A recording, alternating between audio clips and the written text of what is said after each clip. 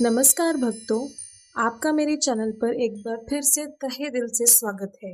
आज की इस वीडियो में मैं आपको अमावस्या के कुछ उपाय, पूजा विधि और बहुत सारी जानकारी दूंगी जिससे आपका व्रत सफल होगा। और यदि आप व्रत नहीं रखते हो तो अपने पितरों के आशीर्वाद कैसे प्राप्त करना है, उसकी विधि भी मैं आपको इस वीडियो में बताने जा रही हूँ। तो चलिए शुरू करते हैं।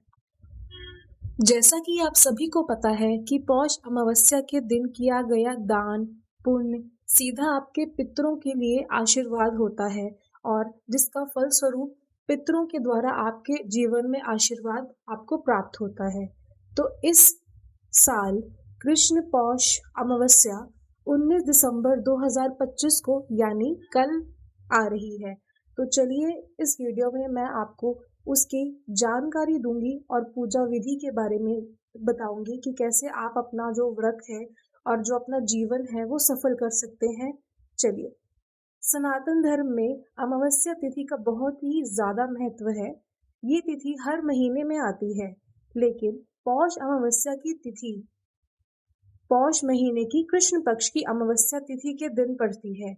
ये अमावस्या तिथि पितरों के श्राद्ध कर्म और तर्पण के लिए सबसे उत्तम मानी जाती है।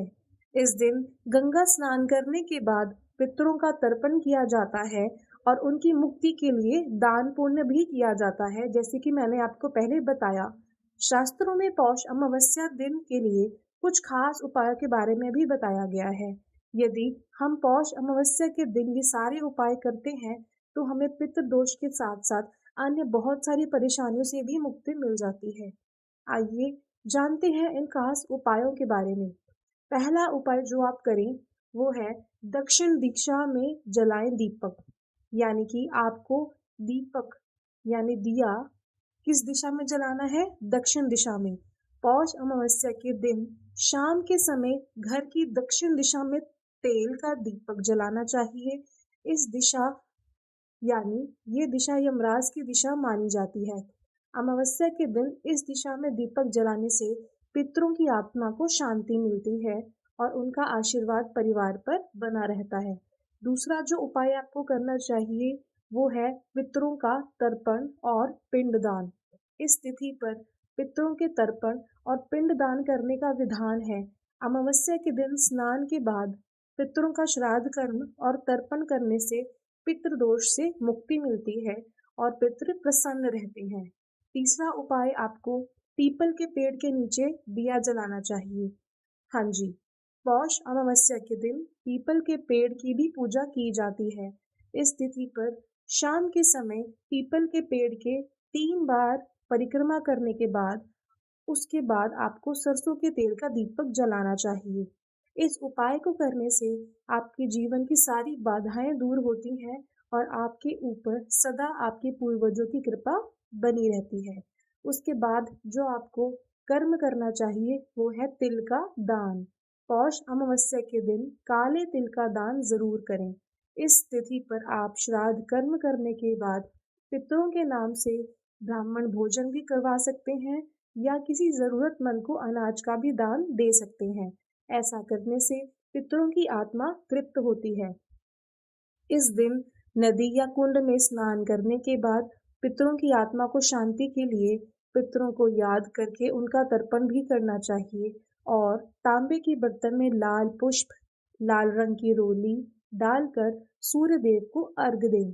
पौष अमावस्या के दिन पितरों का तर्पण करने से पितृदोष से मुक्ति और उनकी आत्मा को शांति मिलती है। अमावस्या के दिन पीपल के पेड़ की बात मैं आपको बता ही चुकी हूँ। इसके अलावा आपको सफेद खाद्य पदार्थों का दान करना चाहिए। इसे करने से पुण्य की प्राप्ति होती है और पितरों की आत्मा को शांति मिल जाती है। इसके अलावा पितरों की आत्मा की शांति के लिए किसी गरीब व्यक्ति को भी आप भोजन करवा सकते हैं। इसके बाद मैं आपको इस दिन पूजा विधि आपके द्वारा क्या होनी चाहिए उसके कुछ उपाय और या उसके कुछ तरीके बताती हूँ। सबसे पहले आपको सुबह जल्दी उठकर स्नान करना चाहिए। इस दिन पवित्र नदी या सरोवर में स्नान करने का भी बहुत महत्व है। तो यदि आपके आसपास कोई पवित्र नदी बहती हो तो उसमें आपको ब्रह्म मुहूर्त में स्नान करना चाहिए। आप घर में भी नहा सकते हैं, लेकिन उसमें थोड़ा गंगा जल मिलाकर, ताकि आपका जो शरीर है वो पवित्र हो सके। स्नान करने के बाद घर के मंदिर में दीप प्रज्वलित करना है और सूर्य देव को अर्घ भी देना है। अगर आप उपवास रख सकते हैं तो बहुत अच्छी बात है। इस दिन उपवास भी रख सकते हैं और इस दिन पितृ संबंधित कार्य करने चाहिए, जो कि मैं आपको ऊपर बता चुकी हूँ। पितरों के निमित्त तर्पण और दान भी करना चाहिए। इस पावन दिन भगवान का अधिक से अधिक ध्यान करें। इस पावन दिन भगवान विष्णु की पूजा भी की जाती है और इस दिन विधि विधान से भगवान शंकर की पूजा अर्चना भी करनी चाहिए। तो ये थी मेरी आज की वीडियो। आशा करती हूँ कि आपको इस वीडियो में समझ आपको आया होगा, और यदि आपको ये वीडियो मेरी अच्छी लगे तो कृपया मेरे चैनल को सब्सक्राइब करें और लाइक और शेयर करें। धन्यवाद।